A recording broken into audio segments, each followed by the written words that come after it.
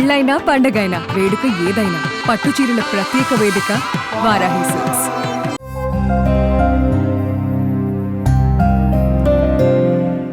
గత కొన్నాళ్ల నుంచి చిత్ర పరిశ్రమలో వరుస విషాదాలు చోటు చేసుకుంటున్నాయి. ఈ క్రమంలోనే ఇండస్ట్రీలో ఊహించని మరో విషాదం చోటు చేసుకుంది. కాంతారా నటుడు రాకేష్ పూజారి ఆదివారం సాయంత్రం గుండెపోటుతో కన్నుమూశారు. ఆయన మరణంతో ఇండస్ట్రీలో విషాద ఛాయలు అలుముకున్నాయి. రాకేష్ పూజారి మృతి పట్ల పలువురు సినీ సెలబ్రిటీలు సోషల్ మీడియాలో సంతాపం తెలియజేస్తున్నారు. రాకేష్ పూజారి ఆదివారం ఉడుపి జిల్లాలోని మియార్లో తన స్నేహితుడి పెళ్లి వేడుకకు హాజరై మెహందీ ఫంక్షన్లో ఉన్నట్లుండి కుప్పకూలిపోయారు. వెంటనే ఆయన కుటుంబ సభ్యులు సమీపంలోని ప్రముఖ ఆసుపత్రుల్లోకి చేర్పించారు.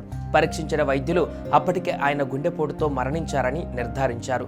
కేవలం 34 ఏళ్ల వయసులోనే రాకేష్ మరణించడంతో అతని కుటుంబ సభ్యులు శోకసంద్రంలో మునిగిపోయారు.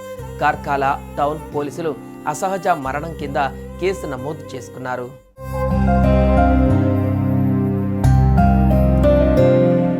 రాకేష్ పూజారి కామెడీ కిలాడిగలు అనే కామెడీ షో ద్వారా బాగా ఫేమస్ అయ్యారు. అంతేకాదు ఈ షో సీజన్ 3 విన్నర్గా కూడా నిలిచారు.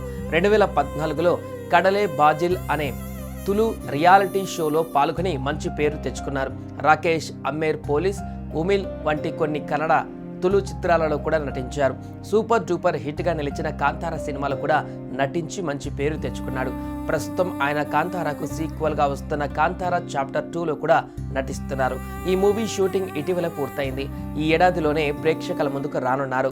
అయితే ఉన్నట్టుండే రాకేష్ పూజారి హార్ట్ అటాక్తో కన్నుమూయడంతో చిత్ర యూనిట్ షాక్లో మునిగిపోయింది. రాకేష్ మృతి పట్ల నటుడు రిషబ్ శెట్టి వెంటనే స్పందించారు. మిత్రమా మళ్ళీ జన్మించు అంటూ భావోద్వేగపూరిత పోస్ట్ చేశారు. కాంతారాలో నీ పాత్ర, ఆ పాత్రలో నటించే క్రమంలో నీ ముఖంపై చిరునవ్వు ఎప్పటికీ నా మదిలో మొదలుతూనే ఉంటాయి.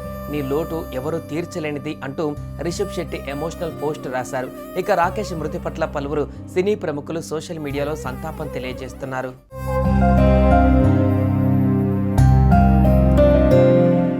సుమన్ టీవీలో మీ పర్సనల్ అండ్ బిజినెస్ ప్రమోషన్స్ కోసం కింది నెంబర్కి కాంటాక్ట్ చేయండి.